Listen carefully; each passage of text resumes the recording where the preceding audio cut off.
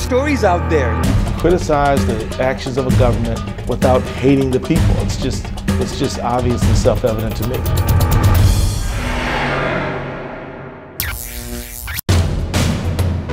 I was born at about 7 pounds 6 ounces. Okay, not that far back. I never thought that I was going to be doing politics, electoral politics. I believe in movement. I believe in community. I believe that politicians see the light when they feel the heat. Congressman Keith Ellison ایک امریکی وکیل، ایک سیاستدان اور ایک Democrat ہیں جو اس وقت امریکی کانگریس کے پہلے مسلمان رکن منتخب ہوئے جب انہوں نے منیسوٹا کے 5th کنگریشنل ڈسٹرکٹ کی ایک اوپن نشست میں کامیابی حاصل کی۔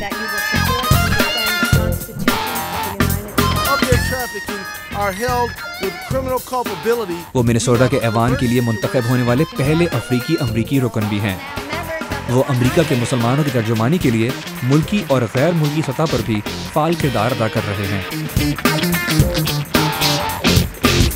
کبھی آپ کو ایسا محسوس ہوا کہ آپ کانگریس تک نہیں پہنچ پائیں گے؟ نہیں، مجھے کبھی ایسا محسوس نہیں ہوا۔ اللہ سب سے بہتر جاننے والا ہے اور مجھے ایسا لگتا تھا کہ سب کچھ ٹھیک ہو جائے گا اور ہوا بھی ایسا ہی۔ کیتھ کے اپنے خاندان میں بھی ہر مذہب سے تعلق رکھنے والے افراد موجود ہیں اور یہی وجہ ہے کہ کانگریس کے رکن ایلسن کے لیے بین العقائد ہم آہنگی ایک اہم موضوع بن چکا ہے۔ کیا آپ خود ایک ایسے خاندان میں پلے بڑے جہاں مختلف عقائد کے لوگ موجود تھے؟ You yourself are from an interfaith family. Right. Your brother is a pastor. Right. Your wife is Catholic. No, she isn't. She isn't. That's something that's been reported. میری بیگم کیتھولک نہیں ہے، انہوں نے کبھی کلمہ نہیں پڑھا لیکن مسجد جاتی ہیں۔ وہ ہمارے لیے حلال کھانے کا بندوبست رکھتی ہیں، میں جو کچھ کرتا ہوں وہ اس کی تائید کرتی ہیں۔ وہ بچوں کی اسلامی تعلیم کو یقینی بناتی ہیں لیکن اسی طرح وہ چرچ بھی جاتی ہیں۔ لیکن اگر آپ ان سے پوچھیں کہ کیا آپ کیتھولک ہیں تو وہ اس سے انکار کریں گی۔ She would deny that. She'd say, I'm not Catholic. کیا آپ کے بچے مسلمان بچوں کے طور پر پروان چڑھ رہے ہیں؟ Yes. اور آپ کے بھائی پادری ہیں؟ Yes, he is. تو آپ کا تھینکس گیونگ ڈنر کس طرح کا ہوتا ہے؟ ایک ہی میز پر مختلف عقائد کے لوگ بیٹھ کر ایک ساتھ کھانا کھاتے ہوں گے؟ Together at one table. Right. Well, first of all, we all agree we don't have any pork on the table in respect to the Muslims, right? پہلی بات تو یہ کہ ہم سب کا اس پر اتفاق ہے کہ ہماری میز پر مسلمانوں کے احترام میں ایسا کوئی کھانا نہ ہو جس میں پورک شامل ہو۔ اس موقع پر میرے بھائی اپنی دعا پڑھتے ہیں، میں بھی دعا پڑھ سکتا ہوں، میری والدہ بھی کوئی دعا پڑھ سکتی ہیں اور پھر ہم سب اکٹھے بیٹھ کر کھانا کھاتے ہیں۔ ہم ایک دوسرے سے بہت زیادہ پیار کرتے ہیں اور ایک دوسرے کا بہت احترام کرتے ہیں۔ میرا خیال ہے کہ اس بات کو کئی طرح سے سمجھا جا سکتا ہے۔ اگر آپ نے امریکہ میں رہتے ہوئے اسلام کو قبول کیا ہے تو آپ کے خاندان میں غالباً بہت سے ایسے افراد ہوں گے جو مسلمان نہیں ہوں گے، اور اگر آپ کسی مسلمان گھرانے میں پیدا ہوئے ہیں تو بھی آپ کے خاندان میں ایسے افراد ہو سکتے ہیں جو مسلمان نہ ہوں، یا یہ کہ اگر آپ ترک وطن کر کے امریکہ آئے ہیں اور آپ کے تمام رشتہ دار مسلمان ہیں تو بھی آپ کے دفتر کے اکثر ساتھی اور دوست غالباً مسلمان نہیں ہوں گے۔ اس لیے یہاں امریکہ میں آپ کے لیے کہنا آسان نہیں ہوگا کہ میں کسی ایسے شخص کو پسند نہیں کرتا جو مسلمان نہ ہو۔ ہمیں ایک ایسے ماحول میں کام کرنا پڑتا ہے جہاں مختلف عقائد کے لوگ موجود ہوتے ہیں، اور ہمیں اس نظریے کے ساتھ چلنا پڑتا ہے کہ کچھ ایسے عقائد بھی موجود ہیں جو دانشمندانہ ہیں اور ان کا بھی ایک اہم کردار ہے۔ میں کئی ایسے لوگوں کو اپنا ہیرو مانتا ہوں جو عیسائی ہیں، جو یہودی ہیں، جو بدھ ہیں اور جو دوسرے عقائد سے تعلق رکھتے ہیں۔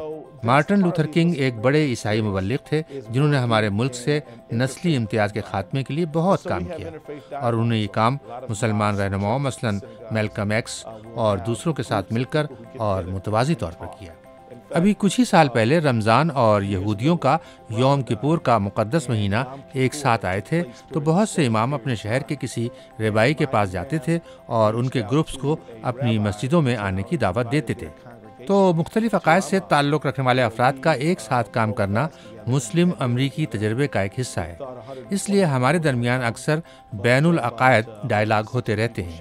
بہت سی مسجدوں، کلیساؤں اور سینیگاگز میں لوگ گروپ کی شکل میں اکٹھے ہوتے ہیں اور بات چیت کرتے ہیں۔ We ended up having a great time because we do have an eye towards greater cultural understanding.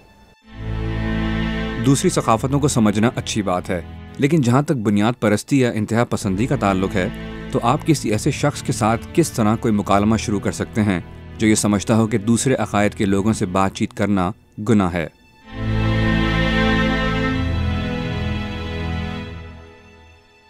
Now that's where the complication. یہ وہ صورتحال ہوتی ہے جہاں پیچیدگیاں سامنے آتی ہیں. بہت سے نقاد یہ کہتے رہے ہیں کہ مسلمانوں کا عقیدہ یہ ہے کہ کسی یہودی یا عیسائی کو مسجد میں نہیں آنا چاہیے یا ہمیں ان سے بات نہیں کرنی چاہیے، اور یہ کہ اگر آپ ایسا کرتے ہیں تو آپ کافر ہیں. ہم اس مسئلے سے کیسے نمٹ سکتے ہیں؟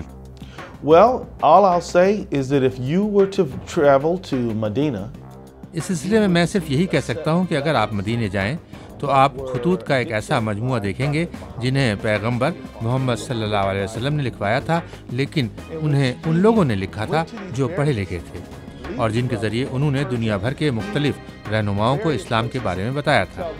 اور صحابہ کرام دراصل ان لوگوں سے جو مسلمان نہیں تھے مسجد میں ملاقاتیں کیا کرتے تھے.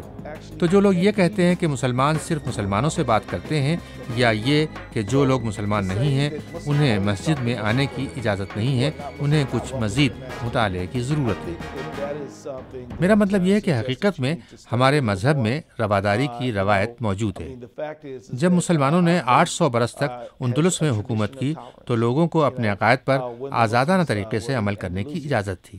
یہودیوں کو عیسائیت کے کسی دور حکومت میں یہ آزادی میسر نہیں تھی، یا وہ عیسائیت کے کسی دور میں اتنے آزاد نہیں تھے جتنا کہ وہ مسلم دور حکومت میں تھے.